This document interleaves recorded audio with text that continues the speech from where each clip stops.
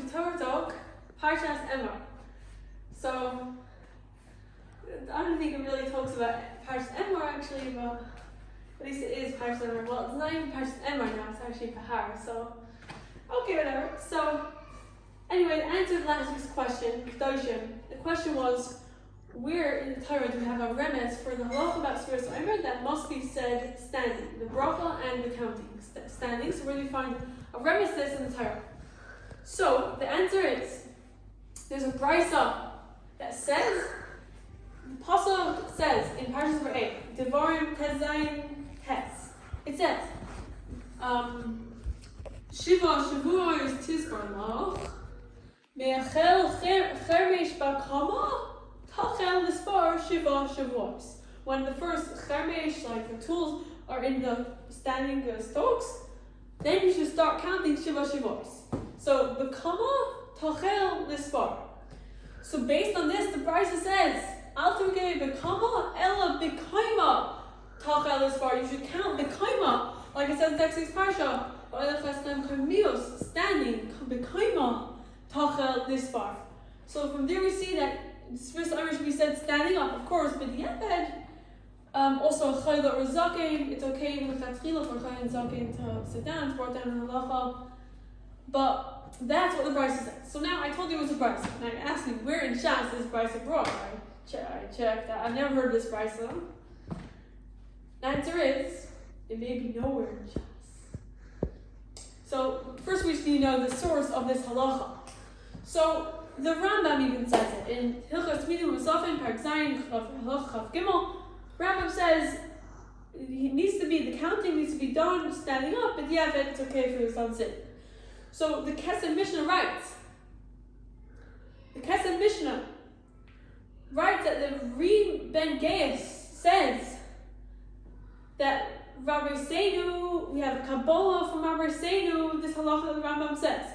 And the Asmachua Akra, they were samichet on a pasuk which says Bakama Tachel Esfar Al Tuki Bakama El Bakaima. So far we have a Kesef Mishnah that's saying this thing, which is based on Rima Geras, which is based on Rabbi Seinu. Okay?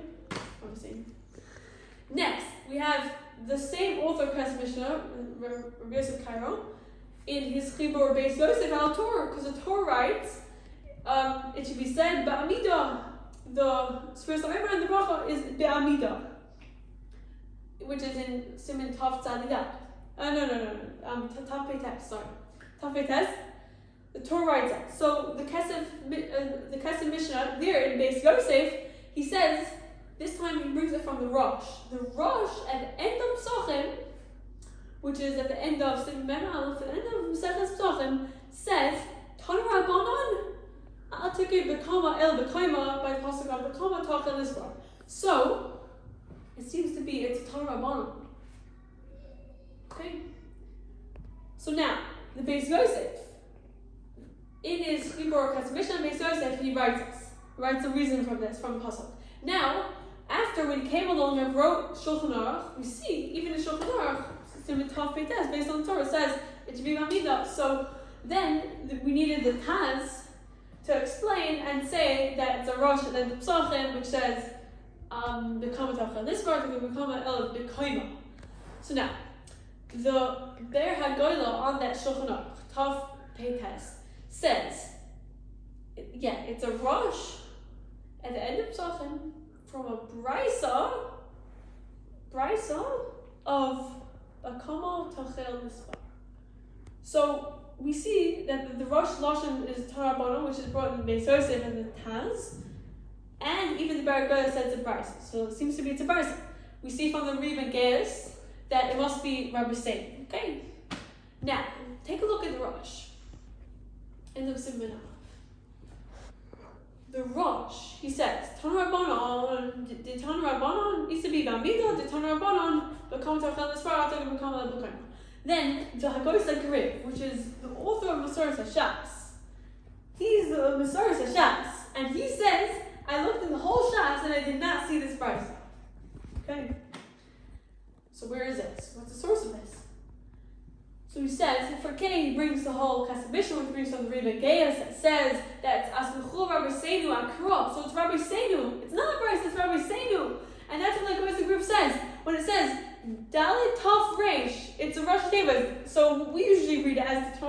That's how I said it. The Torah Rabbanon. But no, says that guy Griff, it was really a mistake. The person who was printing the Rosh, he saw Dalet Samach Reish. Dalet Samach Reish. So the printer said, Dalet Samach Reish? What is that? It must mean Dalet Sof Reish. Okay, I'm going to change that. So he took a Sof and did it instead of Samach, and that's how he printed it. Dalet Sof Reish. According to Goyes Agriv, that's how it was. And from then on, the Taz and the Beis Yosef and all the other great Rishonim and Achronim, they all ended up saying the Torah Rabbanon, and now until today we have in our Sfarim, the Rosh says Dalet Sof Reish. And what would that have stood for? That would have been Disamchu Rabbanon B'Kamot HaCheles Bar, because it's not a brisa. It's not a brisa, says the Goyes Agriv. It's a Rabbanon. It's a Rabbi Seinu. We have a Messiah of this. So it's really the Samchu Rabbanon. It's not the Torah Rabbanon. Okay? Now, is there really a source? There must be some obscure medrash you might be thinking that says this. Well, let's see. So the Rakeach also says, okay, it should be about Midah because of Kamot HaChelisvar, so we read it as B'Kaima. The Rakeach also says, okay, fine. Rakeach. Now, in the new edition of the Rakeach, in the Zichron Aaron edition, you have a Gan Rakeach Notes on Bottom. So the Notes on Bottom says that, okay, it brings all different sources, that some of them are that we brought, and then it says that,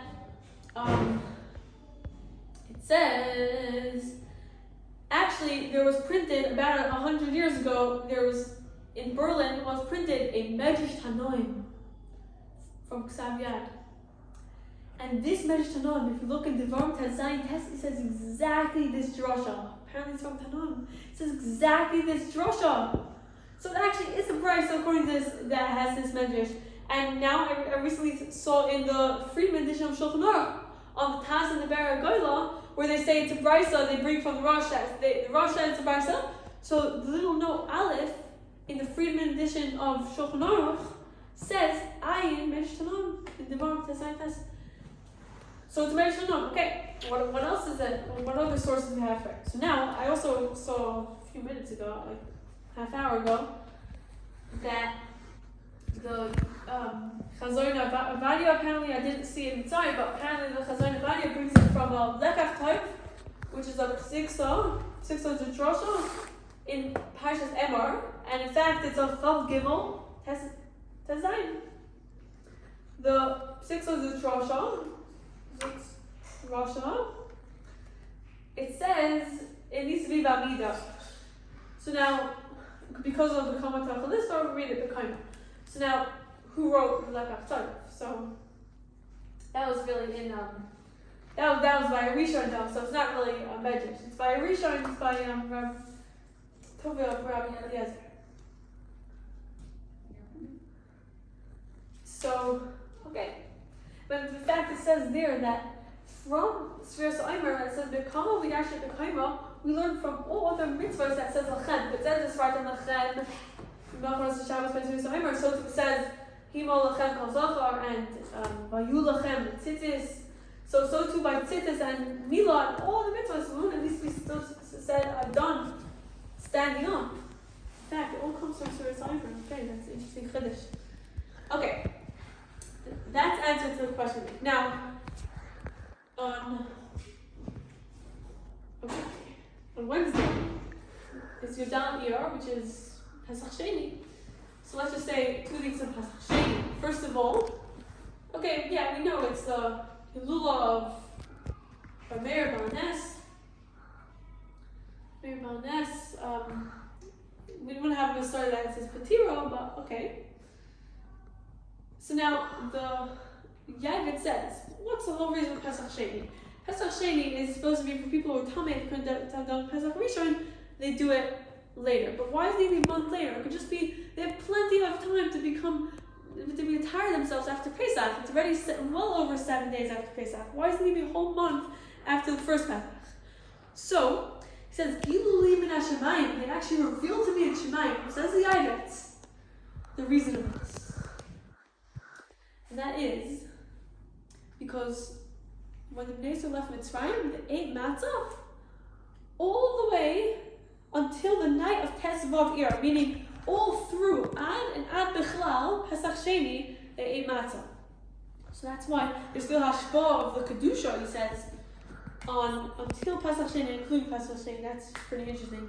Now, there's just, as we're nearing Lag BaOmer, I just want to say a Zohar about it, about Pesach Sheini. Zohar Baal Yisrael says that in Pesach Sheini, it says some great things like the Sheina is open in Shemayim, and the Shar Shemayim are open for anyone who wants to make Chayzer and Shuva with Pesach Sheini.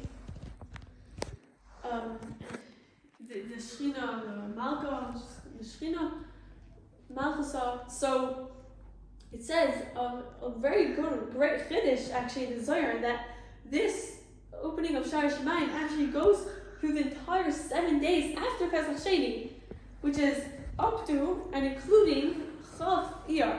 So Yudalit through Chav Iyar is all Pesach Sheini. So it's a whole new Pesach, 7 days of Pesach. So that goes up to, I think it's Tuesday, yeah. Through this Tuesday is all Pesach Sheini. It's like one long Pesach, which is all a great time to do Tshuva, and Shar Shemayim are opened. Okay. Okay, thank you for listening to Torah Talk. I don't really have a question of the week for Parshas Emor now, but just wait for Parshas Behar, which would hopefully be coming out soon, B'ezras Hashem. And Chag Pesach Sheini Sameach.